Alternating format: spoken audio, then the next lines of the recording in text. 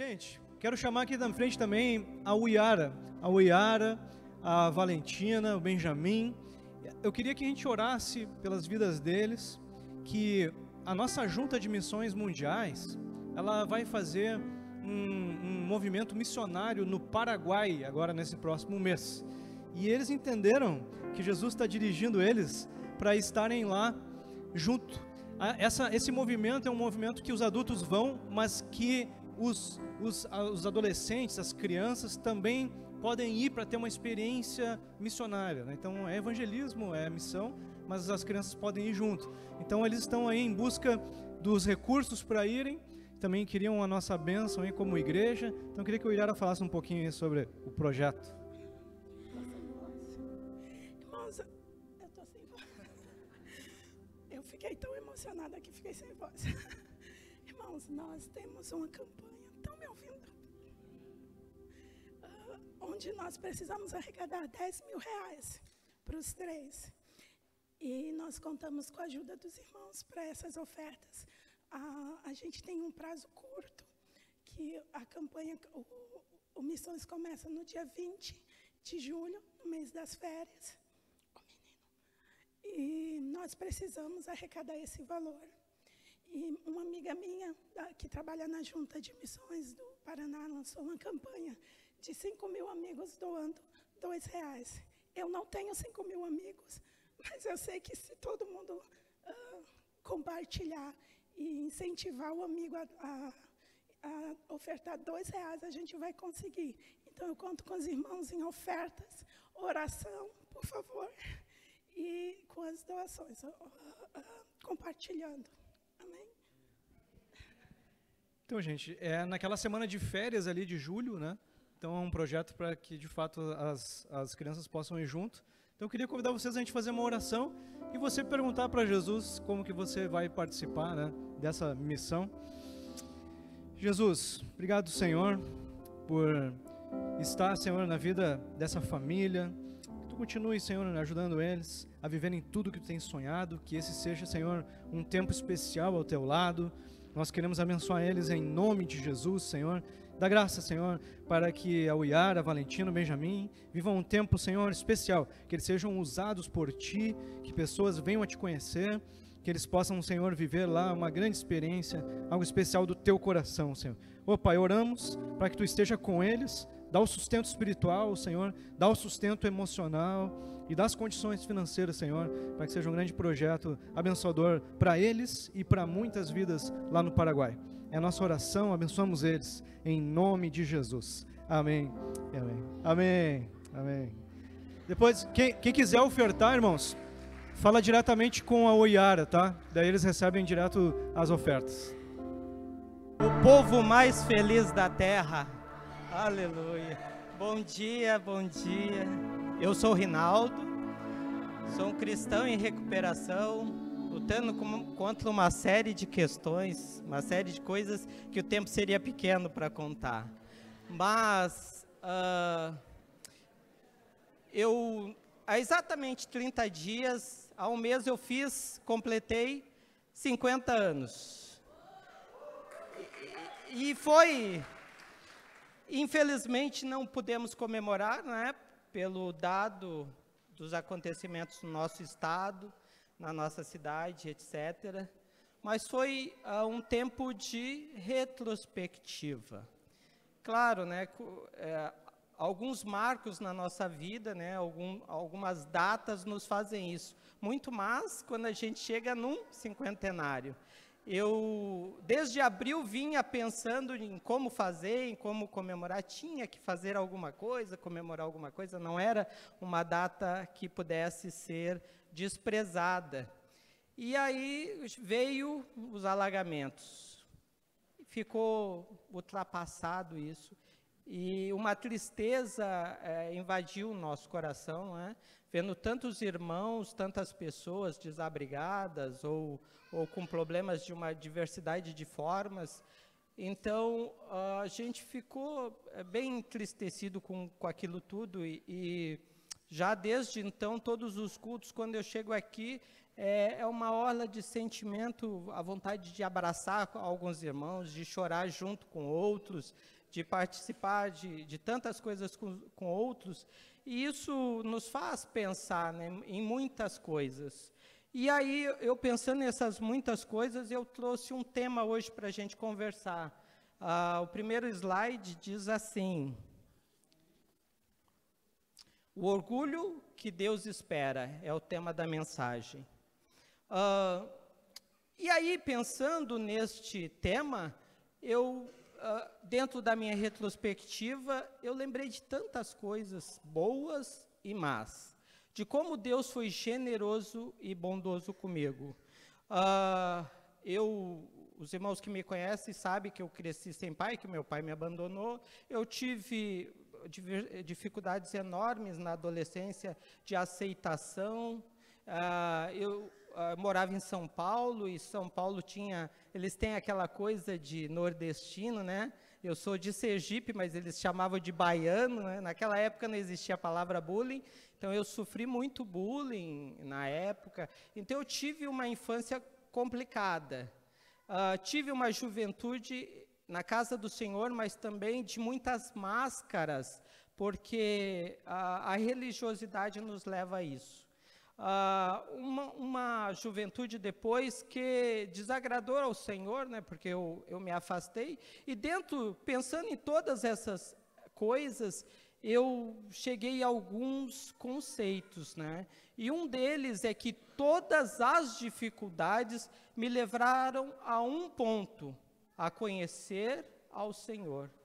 E não é como o pastor pregou semana passada sobre Jó, só de ouvir falar, mas vivendo com ele, tendo experiência com eles. E as dificuldades são um ótimo professor para isso. E aí, para fazer essa introdução, eu queria soltar um vídeo que vem muito a calhar com o que eu tenho para conversar com vocês hoje.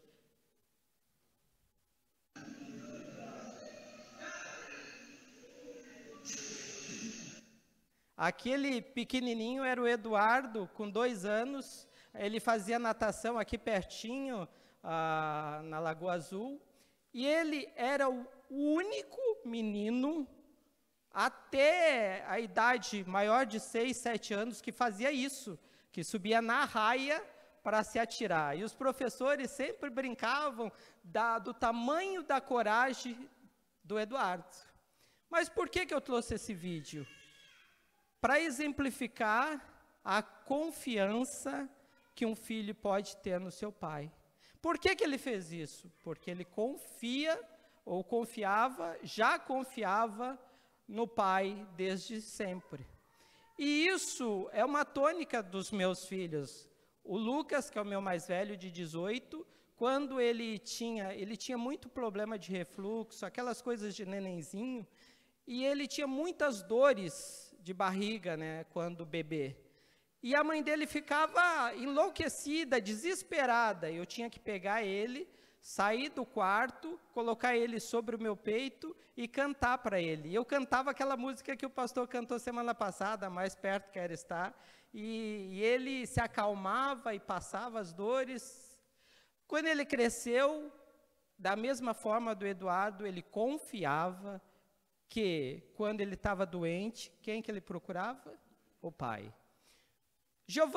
A Giovana, ela tinha sempre foi muito corajosa, muito corajosa. Ela fazia exame de sangue, o Lucas se descabelava em chorar, ela não chorava, mas uma coisa ela fazia: ela sentava no meu colo, abraçava o meu pescoço e não olhava para a agulha, mas ela sabia que podia confiar. Mas da onde vem isso? De um único lugar, de um relacionamento. E é sobre um relacionamento que eu quero falar com vocês. O versículo-chave está em Jeremias 9 e 24.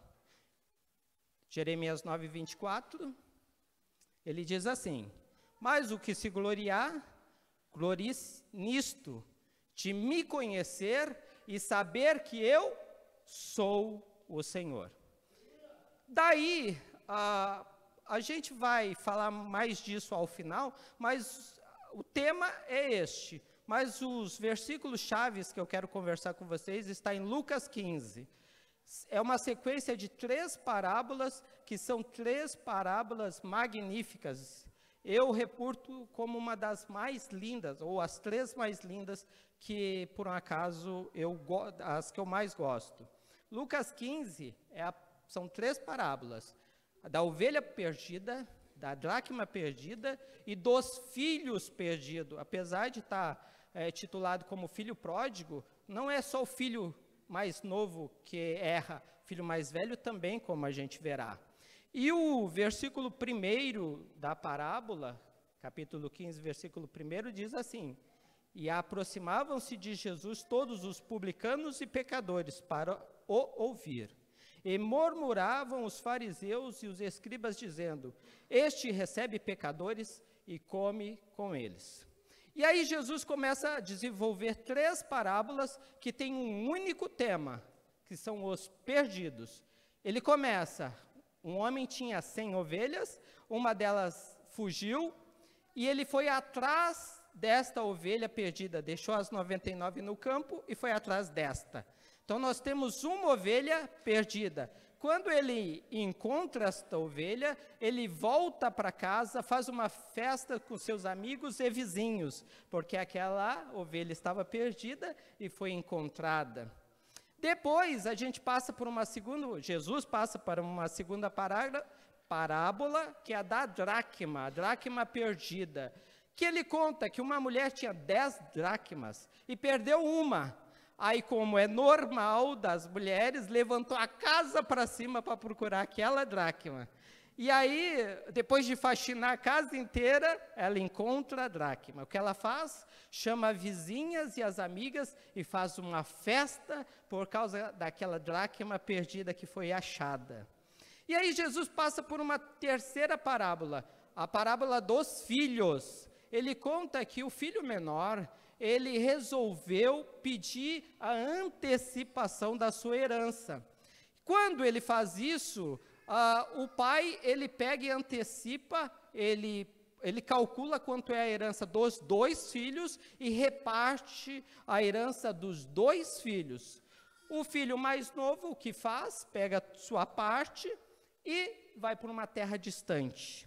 Chegando nessa terra distante, ele consome todo o dinheiro. Por isso que ele é pródigo, porque ele não pensa no dia de amanhã, ele sai gastando a vida louca. E aí termina o dinheiro e começa uma fome e escassez na cidade que ele estava. Não tendo emprego, não tendo dinheiro, ele vai cuidar de porcos, que para o judeu era um ultraje, porque porco é animal impuro para os judeus. Então ele vai cuidar dos porcos. Quando ele está cuidando dos porcos, ele sente vontade de comer a comida dos porcos. E aí ele cai em si e pensa assim: o que é que eu estou fazendo aqui? Meu pai, os empregados dele não faltam pão. E eu estou aqui passando fome, que isso, eu vou voltar, e aí ele engendra um pensamento: eu vou chegar lá e vou falar para o meu pai, pequei contra o céu, pequei contra ti, faz-me um trabalhador teu. E ele volta. Quando o pai ouve, o pai faz uma festa para ele, e ele intenta em fazer aquele discurso, ele não consegue, ele só fala, pequei contra o céu, pequei contra ti, e o pai para. Não precisa dizer mais nada, vem aqui, toma aqui uma roupa, um novilho cevado, vamos fazer uma festa, que aqui esse filho que estava morto foi encontrado. E aí ele chama seus empregados e faz uma festa. Quando o filho mais velho escuta aquela festa, ele enlouquece, chama e pergunta: o que está acontecendo? Ah, teu pai, teu irmão voltou e tal, teu pai está dando uma festão. E ele não quer entrar para a festa. O pai sai para fora e tenta demovê-lo. E diz uma frase que eu sempre me preocupei com essa frase. Ele diz assim: tudo o que é meu é teu. Ele pega e reclama: tu nunca fez um cabrito para mim. E o pai responde para ele: mas precisava? Estava tudo à tua disposição, tu poderia ter feito uma festa quando você quisesse. E nessas 3 parábolas tem um pano de fundo, que são os perdidos. Por que Jesus está falando essas parábolas? Vem a carreto do versículo 1 e 2 que nós lemos. O versículo 1 diz que Jesus estava com os publicanos e pecadores. O versículo 2 diz que os escribas e os fariseus estavam reclamando disso. E aí Jesus fala essas 3 parábolas. Qual é o pano de fundo dessas 3 parábolas? A ovelha estava perdida fora do aprisco. A dracma estava perdida dentro de casa. O filho mais novo estava perdido fora de casa. O filho mais velho estava perdido dentro de casa. E aí ele fala essa parábola porque os fariseus e os escribas eram religiosos. Eles tinham que eles estavam fazendo a vontade de Deus. Eles eram os filhos perdidos dentro de casa. E os publicanos e os pecadores? O filho perdido fora de casa. E Jesus dá um alerta para eles, dizendo o seguinte, que estes que se arrependem merecem uma festa no céu. Aqueles que se auto-justificam estão auto-justificáveis, ou seja, não têm a festa do céu. Porque é aquele doente que precisa de médico, que Jesus falou, e quem não está doente não precisa de médicos. Então, Jesus estava chamando os fariseus e os escribas à responsabilidade. Vocês pensam que me conhecem, vocês pensam que conhecem a Deus, mas vocês não o conhecem. Passando por essas palavras, a gente sabe que Deus é um Deus intencional. Ele realmente é intencional. O que significa dizer que Ele deseja ter um relacionamento comigo e contigo. O Salmo 119, versículo 73, diz que Ele nos conhece desde quando está formando os nossos ossos. O Salmo 139, a partir do 13, o 13, 14 e 15, diz que nós fomos criados por Ele de uma forma assombrosa. O capítulo 1, versículo 5 de Jeremias, diz que ele foi escolhido ainda no ventre da sua mãe. Esses versículos nos tiram qualquer sombra de dúvida de que Deus tem intencionalidade para conosco, a partir da nossa concepção. E nós vamos além. Os capítulos 8, 9 e 10 de Atos mostram a intencionalidade de Deus na prática. No capítulo 8 diz que Filipe estava em Samaria pregando e Deus manda ele descer para o deserto, que ele tinha um homem para se revelar. Então Filipe deixa uma cidade inteira para quem ele estava pregando por causa de um homem. E ele desce, e os irmãos conhecem a história do etíope. Há quem diga que aquele etíope do capítulo 8 foi um dos primeiros missionários na Etiópia. Aí nós passamos para o capítulo 9, capítulo formidável de Saulo de Tarso. Diz que era um homem fariseu, que conhecia da lei, que cresceu nos pés de Gamaliel, e ele intentava fazer a vontade de Deus. Ele era um homem sincero para com Deus. Aquela perseguição que ele estava empreendendo não é porque ele era mau, porque ele pensava que estava a serviço de Deus. Mas Deus viu aquele coração sincero e o que fez? Se apresentou a ele de uma forma formidável. E aí Deus manda ele para a cidade, ele fica em jejum e oração por 3 dias, e Deus chama Ananias. Ananias, vai lá que eu tenho um vaso escolhido. Aí nós passamos para o capítulo 10. No capítulo 10, mais uma vez Deus demonstra sua intencionalidade para com o homem. Diz que havia um centurião romano chamado Cornélio, para quem Deus se apresenta, e ele diz para o Cornélio, eu vou mandar aqui Pedro para te instruir das verdades das Escrituras. E ao mesmo tempo, lá em Jope, uma outra cidade distante, quilômetros, Deus dá um sonho para Pedro. e Deus manda Pedro ir lá em Cesareia pregar para Cornélio e sua família. Esses 3 capítulos são emblemáticos de como Deus age. E Ele age.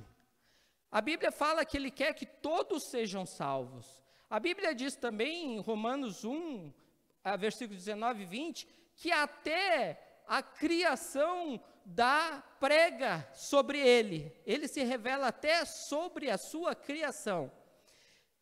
O versículo mais conhecido da Bíblia, possivelmente, João 3,16, diz que Ele quer salvar a todos, tanto é que Ele deu seu único Filho. Sem sombra de dúvidas, Deus intenta ser nosso Senhor, mas sobre tudo isso, ser o nosso amigo, nosso Pai, ter um relacionamento íntimo conosco. Então, se Deus é esse Deus intencional, o que nos falta? O que falta? E aí a parábola que a gente contou nos dá sinais do que nos falta. O capítulo 15, versículo 1 diz que os pecadores e publicanos queriam ouvir a Jesus. O que nos dá a entender que eles queriam conhecer a Jesus. Já os fariseus e os escribas, eles já achavam que conheciam. E aí, a gente poderia ler o versículo inteiro, mais o versículo 23 de Jeremias 9, no capítulo 9, versículo 23, diz assim: você pode se orgulhar da sua riqueza, da sua sabedoria, você pode se orgulhar da sua força, e você pode se orgulhar da sua riqueza. Então, versículo 23 diz da sua sabedoria, da sua força e da sua riqueza, que é o que o inimigo tenta nos embaraçar. O inimigo, ele tenta nos embaraçar de que forma? Primeira delas, pervertendo o nosso entendimento.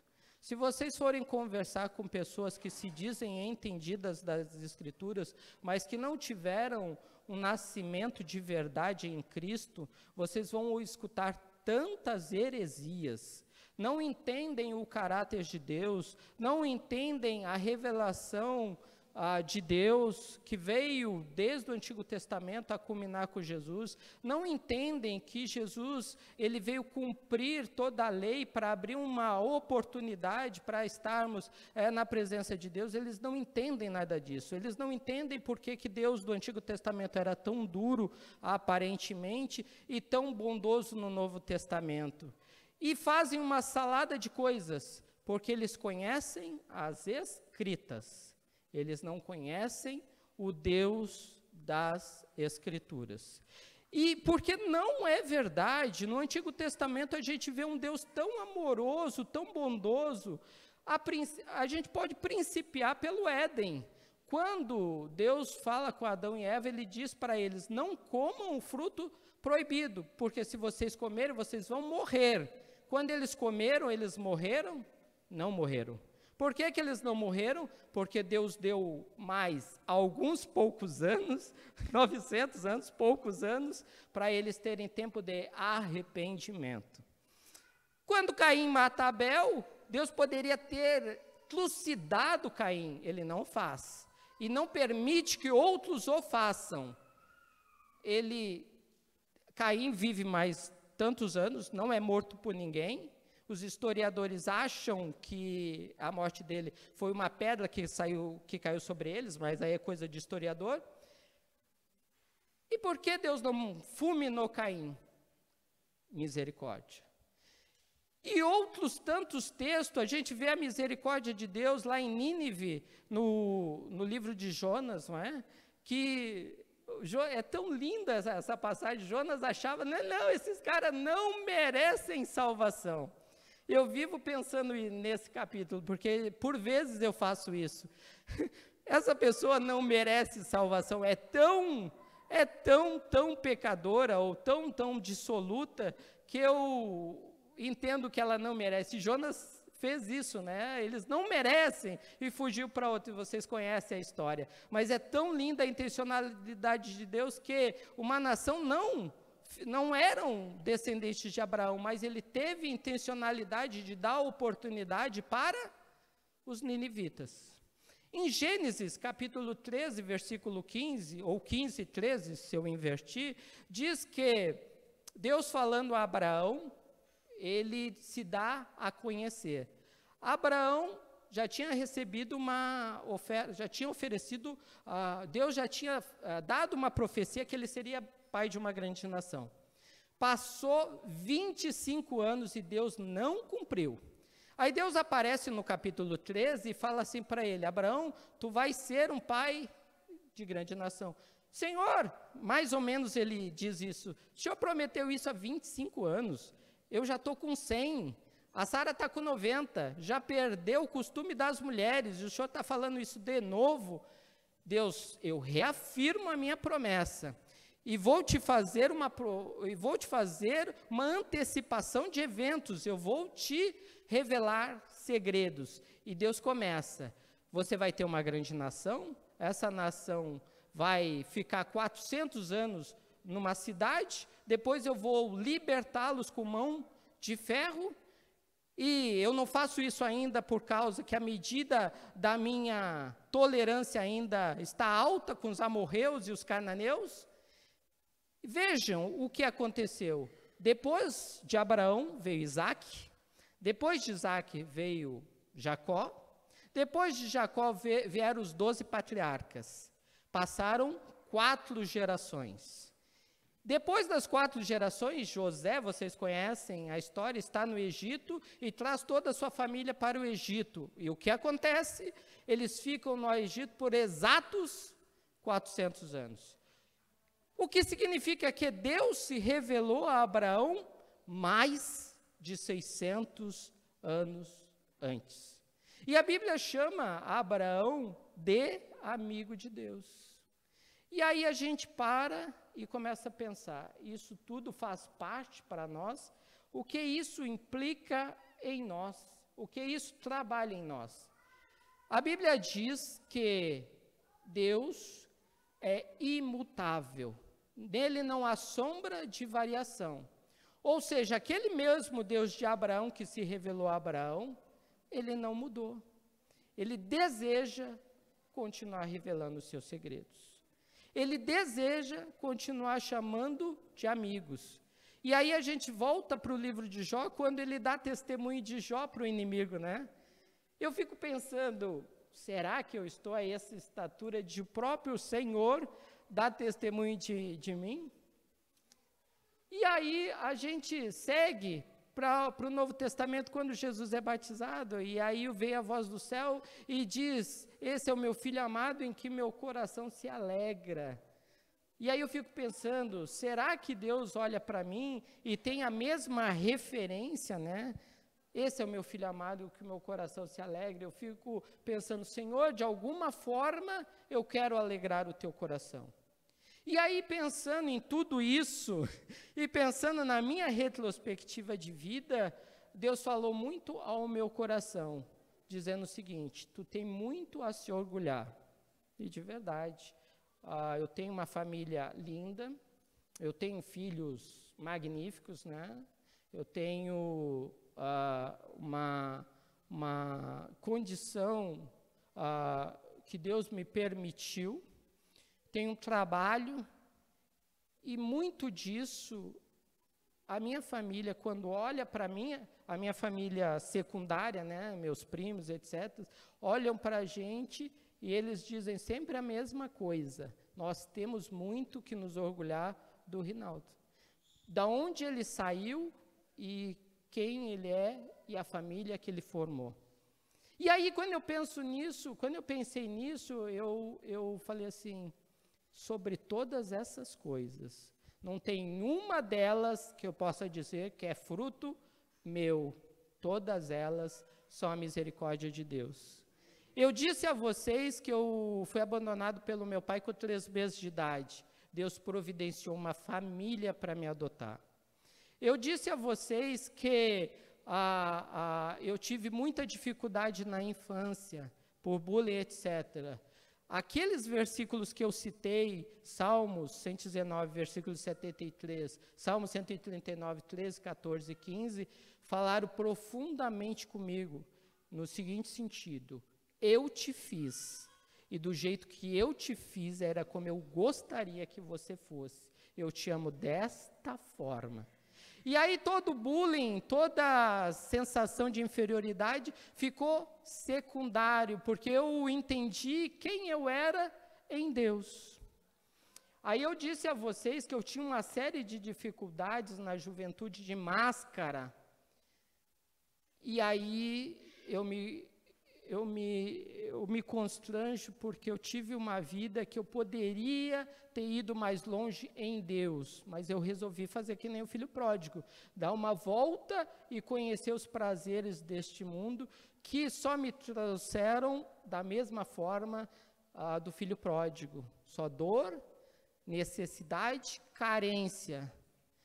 E aí, qual é o ponto de virada disso? Deus teve misericórdia. Ele, primeiro, não me levou, que ele poderia ter me levado. Eu sofri alguns acidentes, um deles eu bati o carro, eu quebrei o volante no peito e nada mais físico me ocorreu. Eu caí da moto recentemente, voei da moto na Sertório, poderia ter morrido. Eu já disse para vocês que o motoqueiro caiu de forma semelhante e morreu, exatamente igualzinho, ele morreu.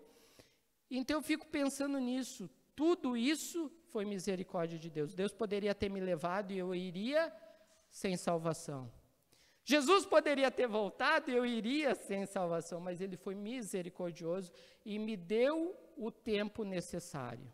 E aí eu cheguei nessa casa. Quando eu cheguei nessa casa, Deus me levou a fazer a restauração de casais com o irmão Adão e Eliane, me levou para o recomeçar, que aí as máscaras caíram, e eu entendi quem era em Deus, me levou para o CR, e Deus me mostrou todas as mazelas. Pastor Eduardo me convidava para o CR, eu dizia, não preciso. Quando eu fiz o CR, eu achei tanta coisa que eu deveria melhorar, que eu tinha de carência, de problemas que geravam vícios, e esses vícios me levavam ao pecado, a desagradar a Deus, e desagradar a Deus é sinônimo de afastamento de Deus.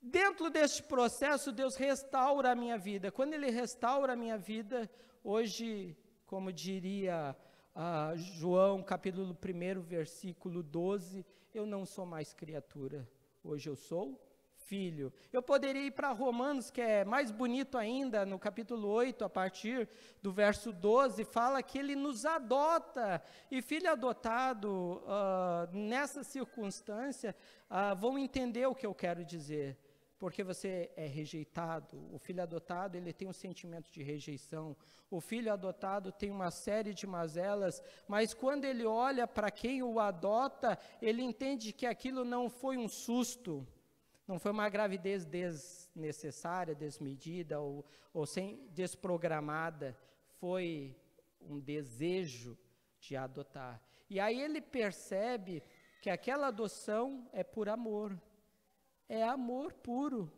Quem adota é a revelação, a tradução do amor. E Deus faz isso conosco, Ele nos adota. E nos torna herdeiro de Cristo. Eu fico extasiado com isso, né? Maravilhado com isso. Eu não sou só filho, eu sou co-herdeiro de Cristo. E aí a gente volta para a parábola. Quem eu poderia ser hoje? Eu poderia ser o filho mais velho, que está dentro da casa do pai, mas não conhece o pai. Não sabe que tem à sua disposição toda uma questão do reino, tem tudo. Ou seja, o Deus Todo-Poderoso, que com uma palavra fez céus e terra, que criou todas as coisas, relacional, que intenta ser relacional conosco, que é dono do ouro e da prata, que tudo pode, a gente não sabe do que Ele pode fazer nas nossas vidas. Que é o caso do filho mais velho. O filho mais velho, ele estava em casa, tinha ao seu dispor todas as coisas, mas ele nunca usufruiu. Porque ele nunca usufruiu? Falta de interesse. Pastor Eduardo já falou aqui, em uma outra pregação, que a moeda do reino é o interesse. Interesse em quê? Em conhecer mais a Jesus. Interesse em quê? Em fazer a vontade dEle. Interesse em quê? Conhecer a palavra dEle. Interesse em quê? Compartilhar e amar os irmãos como a Bíblia nos manda. Nesse tempo de enchentes, a gente viu isso tanto na prática, pessoas querendo amar outras pessoas, querendo oferecer ombro, querendo oferecer casa, querendo oferecer alimentos e veste. Nós vimos igrejas se unindo, se reunindo, o corpo mostrou uma coesão. De fato, nós vimos que a igreja invisível é visível, ou seja, que há amor cristão. Mas isso tudo é fruto de conhecer a Deus. E aí o versículo que a gente leu diz: assim diz o Senhor, não se glorie o sábio da sua sabedoria, não se glorie o forte da sua força, nem da sua riqueza. E aí o 24 é: aquele que se gloriar, glorie-se nisso, de me conhecer e saber que eu sou o Senhor.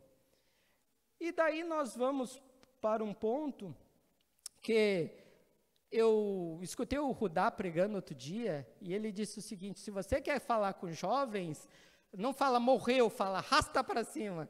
Então, usando as palavras dele, eu trouxe o slide que é o seguinte: em um relacionamento sério. O nosso Facebook ainda existe isso. Pelo menos na minha época, quando eu comecei a namorar com a Lília, eu estava disputando quem é que ia trocar primeiro do solteiro em um relacionamento sério. E como é que foi o meu processo? O meu processo foi de conhecimento. Primeiro a gente começou a conversar, depois a gente começou a andar junto, depois a gente viu que poderia haver um interesse nesse relacionamento, poderíamos crescer no relacionamento. Nós passamos, então, a conversar horas. Não sei como é que a gente achava tanto assunto. E depois a gente passou a conviver horas. Hoje em dia a gente continua, a gente está sempre junto na maioria. É muito difícil a gente fazer alguma programação que seja sozinho. Porque a gente tem prazer em estarmos juntos. E trazendo esta referência do relacionamento sério com Deus, eu venho trazer esse desafio. Vamos trocar o nosso status. Vamos colocar esse status em um relacionamento sério com Deus. O que eu preciso fazer? Eu preciso fazer alguma mandinga? Eu preciso fazer alguns 7 dias, alguma coisa dessas coisas que falam por aí? Não. Deus só está procurando um coração sincero, que diga assim: Senhor, Tu tens no meu coração o trono. Tu não tens o meu coração apenas porque eu acho lindo o que você diz. Não tenho meu coração só porque o Senhor me abençoa com riquezas dessa terra. Não tenho meu coração porque eu tenho saúde. Essas coisas são nobres, todas elas são nobres. Mas tenho meu coração porque eu reconheço em Ti o meu Senhor, que é como diz o versículo: se orgulhe de me conhecer e saber que eu sou o Senhor. E isso tudo passa por querer ter um relacionamento com Ele. É bem verdade que a vida nos consome. Agora mesmo a gente se entristeceu muito com tudo isso. Aconteceu tanta coisa, é tanta dor da perda, né? Eu vivenciei tantas famílias doloridas com a perda material, mas eu também vivenciei tantas famílias sabendo em quem crer. Ou seja, bem material é bem material, eu tenho uma coisa que é superior a isso. E quando me faz lembrar, e quando eu percebo isso, uma coisa fala no meu coração: meu lugar não é aqui. Eu não tenho que ter o meu coração aqui, eu tenho que ter o meu coração lá. Tenho que ter o meu coração em Deus. Essas coisas, todas elas passam. Eu ouvi um dia uma pessoa dizendo o seguinte: tudo que eu conquistei, me matei de conquistar, só trabalhava, não cuidava da família, não buscava Deus, não cuidava da casa de Deus, não cuidava das pessoas. Tudo isso ficou na minha morte. E ficou. Vai ter alguém usando a minha casa, vai ter alguém usando o meu carro, vai ter alguém usufruindo de tudo aquilo que eu conquistei, e de repente há um suor desmerecido ou desorganizado. E aí, falando sobre isso, em João 15, Jesus diz o seguinte: eu não vou mais chamar vocês de servo, eu vou chamar vocês de amigos. Mas por que Deus fez isso com os discípulos? Porque eles largaram tudo. Eles largaram suas famílias, eles largaram os seus barcos, suas redes. Para quê? Para seguir Jesus. No melhor sentido da palavra, né? Largou tudo mesmo para seguir a Jesus. E Jesus faz esse reconhecimento dizendo: vocês não são servos, vocês são amigos. E aí, como diria meu amigo Samuel, como um bom batista, os 4 pontos que a gente enfrentou nesta ministração: há perdidos dentro e fora de casa. Ou seja, aquela questão do joio e do trigo é uma verdade, mas Jesus, que transforma a substância, ele pode transformar o joio em trigo. Segundo, Deus se dá a conhecer. Invariavelmente, se houver um coração sincero, não tenha dúvida que Deus vai vir no contrapé. O terceiro, no que devo me orgulhar? Não é na minha sabedoria, não é na minha força, não é na minha riqueza. É em conhecer ao Senhor. E aí o 4º ponto, Deus nos chama ou nos convida a viver o pedacinho do céu aqui na terra. Lembra que eu falei que o filho mais velho não sabia o que ele podia usufruir? Eu quero dizer para vocês que a gente já pode usufruir um pouquinho do céu agora. Deus está ao nosso, entre aspas, dispor nesse sentido. Deus está procurando o nosso coração sincero e não tenha dúvida que Ele vai vir em contrapartida. Não tenha dúvida que Ele tem a paz que excede o entendimento. Não tenha dúvida.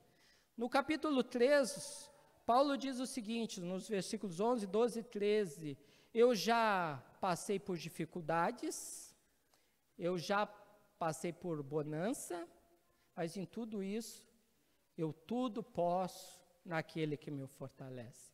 Então ele entendia que a gente não vai ter vida fácil nessa terra. No sentido secular da coisa, a gente não vai ter vida fácil. E não chegou o tempo da perseguição. A Bíblia diz o seguinte, que Jesus remiu esse tempo, porque até os escolhidos teriam dificuldade com esse tempo. E quem são os escolhidos? São aqueles que tiveram intencionalidade em conhecer a Jesus. Eu tenho dito que vai ser difícil, ou muito difícil, o inimigo querer agir no nosso meio, a partir do momento que a gente conhece a quem a gente está servindo. Então, se tem armadilhas, se tem dificuldades, se tem necessidades, isso tudo faz parte da vida moderna. Mas uma coisa é invariável: Deus tem toda a intenção de ser nosso amigo. E dentro dessa intenção, cabe a nossa contrapartida, de nos direcionarmos a Ele, ou de chegarmos a Ele. Não é a nossa sabedoria, não é a nossa força, não é a nossa riqueza, é a misericórdia dele e o fator dele se dar a conhecer e a gente entrar neste intento. Então, como a gente costuma dizer, toda pós-ministração a gente faz um desafio, ou Deus nos faz um desafio.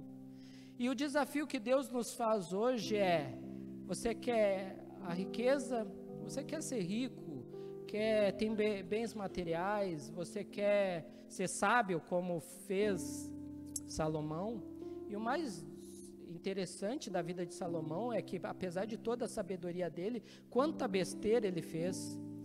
Você quer ter riqueza? Você quer ter sabedoria? Você quer ser forte, fazer as coisas pelo seu braço? Eu tenho uma coisa para dizer: só vai dar ruim. Agora, se você resolver entregar tudo nas mãos de Deus, se você resolver viver esse relacionamento sério com Ele, não tenha dúvida, pode te faltar questões financeiras? Pode faltar amigos? Certamente a gente vai se decepcionar com muita gente, certamente eu já decepcionei muitas pessoas, a minha família, por exemplo. Mas uma coisa jamais vai faltar: o abrigo do Onipotente. Para concluir, o Salmo 91, que também é tão conhecido, ele diz que 1000 cairão de um lado, 10.000 outro, e tu não serás dirigido. Mas tem uma coisa aí: a gente está passando no meio da dificuldade. E aí a gente se socorre do Salmo 23, que diz: o Senhor meu pastor, dele não terei falta, é a melhor tradução. Não importa o que sobrevenha, não importa, como diria Romanos 8, a partir do 35, nem a morte, nem a vida, nem as potestades, nada poderá me afastar do amor de Cristo. Então o desafio que Jesus nos faz hoje é: você deseja ter uma vida de intimidade comigo? Só depende de ti. De mim, diz Deus, estou à disposição. E aí eu concluo com o versículo: eis que estou à porta e bato. Se alguém abrir, eu entrarei e cearei com ele. Amém? Estamos juntos? Então vamos orar. Eu quero convidar se você sente esse desejo: Senhor, eu quero ser íntimo de Ti, eu quero ser Teu amigo de verdade, eu quero conhecer os Teus segredos, Senhor, eu quero ser como Abraão, que o Senhor deu a entender os segredos, eu quero ser, Senhor, como os discípulos que largaram tudo para Te servir. Senhor, eu quero viver intimamente contigo, eu quero por Ti ser chamado de amigo. Vamos orar por isso? Não precisa responder, responda apenas ao Senhor. Jesus, Teu é o reino, a glória, o louvor e a majestade. Senhor, mesmo sendo esse Deus tão poderoso, onisciente, onipotente, onipresente, Tu quer se dar a conhecer. O Senhor quer se mostrar, o Senhor quer nos esconder no esconderijo, no Teu esconderijo, a Sua sombra. E da nossa parte, Senhor, nós queremos devolver este intento. Nós também queremos Te conhecer, Senhor. Intimamente, nós queremos ser Teus amigos. Queremos, de verdade, experimentar e vivenciar a questão da adoção, Senhor, de ser Teus filhos. Muito obrigado, Senhor, pelo Senhor se revelar a isso. Muito obrigado pela Tua misericórdia. Muito obrigado pela Tua palavra. Senhor, nós Te amamos e queremos Te entregar o nosso ser, o trono do nosso coração, toda a nossa intencionalidade, Senhor. Teu é o reino, a glória, o poder e a honra para todos sempre. Amém.